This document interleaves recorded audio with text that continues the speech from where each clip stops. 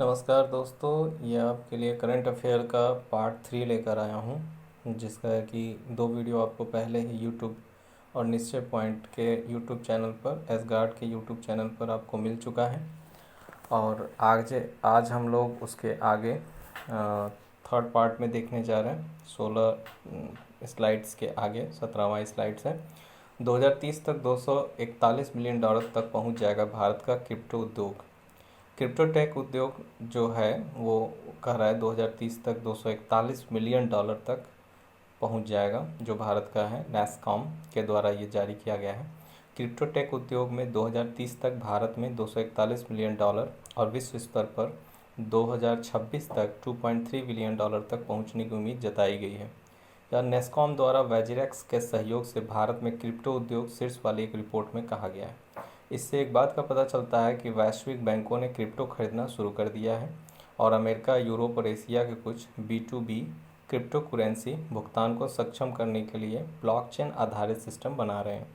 ये एक crypto currency होती है जो स्वतंत्र मुद्रा होती है, डिजिटल आधारित ये मुद्रा होती है और ये इस पर किसी का प्रभाव नहीं होता है। तो एक ये अलग टॉपिक है जिसे एक अच्छे तरीके से आपको समझने की आवश्यकता है।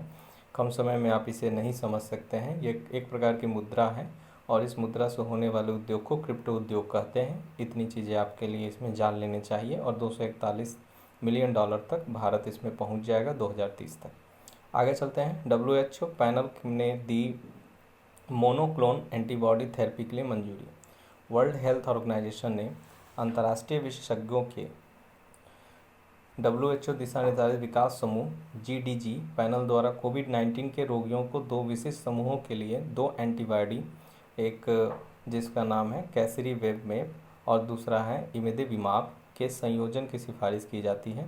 कैसरीमेब जो है और इमिदेविमाब जो है कोशिकाओं को संक्रमित करने वाले वायरस की क्षमता को बेअसर करते हैं। जिस अध्ययन पर सिफारिश की गई वो ब्रिटिश मेडिकल जर्नल में प्रकाशित हुई है। तो इसमें आपको ये देख लेना है, ये याद रखना है कि WHO ने 2 मोनोक्लोन एंटीबॉडी थेरेपी को मंजूरी दी है। उन दोनों का नाम आपको याद रखना है। तो ये आपके लिए हेल्थ से करंट अफेयर्स था। इसके आगे चलते हैं। हिमाचल प्रदेश में हुआ दुनिया का सबसे ऊंचे EV चार्जिंग स्टेशन का उद्घाटन। ये एक बार और मैंने पहले भी बताया आपको। 23 सितंबर 2021 को हिमाचल प्रदेश के लाहौल और स्पीति, लाहौर नहीं है लाहौल है, और स्पीति जिले के काजा में दुनिया के सबसे ऊंचे इलेक्ट्रिक वाहन के चार्जिंग स्टेशन का उद्घाटन किया गया है। यह काजा में 500 फीट की ऊंचाई पर स्थित है। स्वच्छ और हरित वातावरण को बढ़ावा देने के लिए 2 महिलाओं ने मनाली से काजा तक इलेक्ट्रिक वाहन चलाया है। इंडियन ऑयल ने भी अपने 100वां स्थानों पर इलेक्ट्रिक वाहन चार्जिंग स्टेशन स्थापित करने की योजना की घोषणा की है। तो हिमाचल प्रदेश दुनिया में सबसे ऊंचे इलेक्ट्रिक व्हीकल चार्जिंग स्टेशन का उद्घाटन किया है, इसको आपको याद रखना है। अगला देखते हैं। भारत ने एयरबस डिफेंस टाटा के साथ किया है 20,000 करोड़ का करार। भारत ने भारतीय वायुसेना के एवरो 748 विमानों को बदलने के लिए 56C295 मध्यम परिवहन विमान खरीदने के लिए airbase defence and space Spain के साथ लगभग 20,000 करोड़ का अनुबंध किया है। तो भारत ने एयरबेस डिफेंस के लिए टाटा के साथ 20,000 करोड़ का करार किया है, ये भी आप याद रखें। स्पेन के साथ लगभग 20,000 करोड़ का भी अनुबंध किया है, ये भी आप याद रखें। लंबे समय की लंबित खरीद को कैबिनेट कमेटी ऑन सिक्योरिटी ने 1 सितंबर 2021 में मंजूरी दी थी।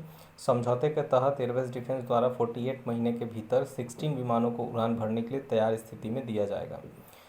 ये चीज़ें इसमें इंपॉर्टेंट है, ये एक बेहतर करंट अफेयर है, इसको आप ढंग से देख लें, इंपॉर्टेंट है ये। PFRDA 1 अक्टूबर को मनाया राष्ट्रीय पेंशन प्रणाली दिवस। पेंशन की जो नियम है उसके लिए एक प्रणाली पेंशन दिवस मनाया गया, राष्ट्रीय पेंशन प्रणाली दिवस। पेंशन जो फंड नियामक और विकास प्राधिकरण के अंतर्गत आता है। आज़ादी का अमृत महोत्सव के तहत एक अभियान शुरू हुआ है। पेंशन विनियामक 1 अक्टूबर 2021 को राष्ट्रीय पेंशन प्रणाली दिवस NPS दिवस के रूप में मनाया जाएगा, ताकि एक परेशानी मुक्त आज़ाद सेवानिवृत्त के लिए पेंशन और सेवानिवृत्ति योजना को बढ़ावा दिया जा सके। रिटायरमेंट के बाद जो पेंशन आती है उसके से संबंधित यह करंट अफेयर्स है, तो इसे आप देख लेंगे। अगला देखते हैं। फुलटन इंडिया क्रेडिट कंपनी में शेयरों का अधिग्रहण करेगी सुमितोमई मित्सुई। भारतीय प्रतिस्पर्धा आयोग जिसे सीसीआई कहते हैं ने सुमितोमो मुत्सुई को फाइनेंशियल ग्रुप आईएनसी द्वारा Fullerton India credit company limited में शेयरों के अधिग्रहण को मंजूरी दे दी है। इसे प्रतिस्पर्धा अधिनियम 2002 की धारा 31(1) के तहत अनुमोदित किया गया है। एफआईसीसी भारतीय रिजर्व बैंक के साथ एक गैर बैंकिंग वित्तीय कंपनी के रूप में पंजीकृत है जो एसएमएफजी सुमोतोई मित्सुई बैंकिंग कॉरपोरेशन की होल्डिंग कंपनी है। तो इसे आप याद रखेंगे, फुलटन इंडिया क्रेडिट कंपनी में शेयरों का अधिग्रहण करेंगे सुमोतोई मित्सुई। अगला देखते हैं, चेतन भगत करेंगे अपनी नई पुस्तक 400 डेज का विमोचन। लेखन के क्षेत्र में चेतन भगत का नाम बहुत बड़ा है। 23 सितंबर 2021 को अपनी आगामी पुस्तक 400 डेज का ट्रेलर जारी किया है। अगर आप चेतन भगत को नहीं जानते तो आप जान लीजिए, एक मूवी आई थी, बहुत फेमस मूवी थी 3 इडियट, उसकी जो स्टोरी है वो उन्हीं की किताब से ली गई है। चेतन भगत ने 400 डेज नामक एक पुस्तक लिखी है और ये आपको याद रखना है, इसमें ज़्यादा आपको कुछ और पढ़ने की ज़रूरत नहीं है। वेस्टलैंड द्वारा प्रकाशित यह पुस्तक है द गर्ल इन रूम 105 और 1 अरेंज मर्डर के केशव श्रृंखला सौरभ श्रृंखला की तीसरी कहानी है। यह 8 अक्टूबर 2021 को रिलीज होगी। इतना ज़्यादा आपको ये नहीं पूछा जाएगा, केवल ये पूछा जा सकता है 400 डेज किसके द्वारा लिखी गई अभी हाल ही में पुस्तक है, तो इसको आप याद कर लें। अगला देखते हैं, दिल्ली के पूर्व पुलिस कमिश्नर वाईएस डडवाल का निधन हो चुका है जो अभी हाल ही में हुआ है। इससे आपसे संबंधित करंट अफेयर पूछा जा सकता है। दिल्ली पुलिस के पूर्व कमिश्नर युद्धवीर सिंह डडवाल का सितंबर 2021 में निधन हो गया है। 1974 के बैच के आईपीएस अधिकारी थे और 2007 से नवंबर 2010 तक दिल्ली के लिए 10वें पुलिस कमिश्नर के रूप में ये कार्य किए हैं। उनके कार्यकाल में दिल्ली राष्ट्रमंडल खेलों का आयोजन किया था। उन्हें 2016 में अरुणाचल प्रदेश के राज्यपाल के सलाहकार के रूप में भी नियुक्त किया गया था। अगला देखते हैं, अरुणाचल प्रदेश में रखी गई परशुराम कुंड के विकास के लिए नींव। केंद्रीय पर्यटन मंत्री जी किशन रेड्डी, जो पर्यटन मंत्री हैं, सेंट्रल पर्यटन मंत्री हैं किशन रेड्डी, 23 सितंबर 2021 को अरुणाचल प्रदेश के लोहित जिले के परशुराम कुंड के विकास के आधारशिला रखा है इन्होंने। तो आपको ये परशुराम कुंड का विकास के लिए किस प्रदेश में आधारशिला रखी गई, ये क्वेश्चन आपसे पूछा जा सकता है। इस परियोजना को तीर्थ यात्रा कायाकल्प और आध्यात्मिक विरासत संवर्धन अभियान योजना के तहत मंजूरी दी गई है। ये भी आपसे पूछा जा सकता है, इसे भी आप देख लें। और इसमें लागत कितनी लगनी है, तो 37.88 करोड़ रुपये। अगला देखते हैं, जन योजना अभियान 2021 पर राष्ट्रीय स्तर की ओरिएंटेशन कार्यशाला का आयोजन किया गया। जन योजना अभियान 2021 पर नेशनल लेवल का ये ओरिएंटेशन कार्यशाला है।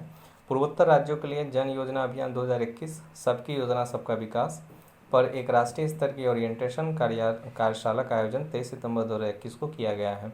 कार्यशाला को पंचायती राज्य मंत्री कपिल मोरेश्वर पाटिल ने संबोधित किया है। राष्ट्रीय ग्रामीण विकास और पंचायती राज संस्थान के उत्तर पूर्वी क्षेत्रीय केंद्र के पंचायती राज मंत्रालय के सहयोग से इसका आयोजन किया गया है, ये आप इसमें देख लेंगे। पेट्रोलियम और प्राकृतिक गैस मंत्रालय करेगा एक बैठक का आयोजन।